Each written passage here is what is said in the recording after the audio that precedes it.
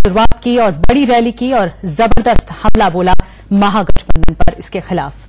आगे बढ़ते हैं, बात करते हैं ईवीएम हैकिंग की, क्योंकि लगातार इस मामले पर सियासत देश में तेज होती जा रही है। चुनाव से पहले ईवीएम में गड़बड़ी का जिन्न एक बार फिर बोतल से बाहर निकल आया है। विपक्ष तो ईवीएम में गड़बड़ी का आरोप लगाता ही रहता है, लेकिन इस बार लंदन की धरती से ईवीएम पर सवाल उठे हैं। लंदन में कुछ एक्सपर्ट्स इकट्ठा हुए। एक डेमो के जरिए यह दावा किया गया कि इलेक्ट्रॉनिक वोटिंग मशीन्स को हैक किया जा सकता है। लंदन में बाकायदा एक प्रेजेंटेशन के जरिए ईवीएम को हैक करने का डेमो भी दिया गया। मशीन में लगी चिप के आधार पर हैकिंग का दावा किया जा रहा है, लेकिन इन दावों को चुनाव आयोग ने खारिज कर दिया है।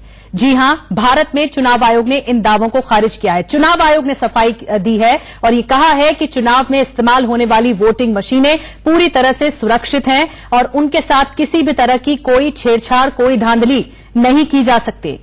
कांग्रेस की तरफ से कपिल सिब्बल से इस कॉन्फ्रेंस में कांग्रेस की तरफ से कपिल सिब्बल शामिल हुए। इस पूरे प्रेजेंटेशन के दौरान वो मौजूद थे लंदन में। कांग्रेस ने इस कथित हैकिंग के बाद जांच की मांग उठाई, लेकिन कॉन्फ्रेंस में कपिल सिब्बल की तस्वीरें सामने आने के बाद बीजेपी ने कांग्रेस पर पलटवार किया है।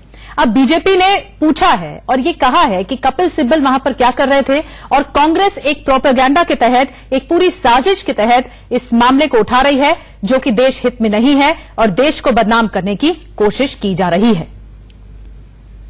तो ये बहुत बड़ी बात है कि कपिल सिब्बल वहां पर मौजूद होते हैं लंदन में, जहां पर इस तरह साइबर एक्सपर्ट्स जमा होते हैं। अब सैयद शुजा कौन है, इससे लेकर भी दावा किया जा रहा है। हैदराबाद का रहने वाला है, ईसीआईएल का पूर्व कर्मचारी है, लेकिन सैयद शुजा के मामले पर भी सवाल ये हो रहे हैं क्योंकि वो अमेरिका से स्काइप के जरिए जुड़ा था, वो खुद लंदन में मौजूद नहीं था।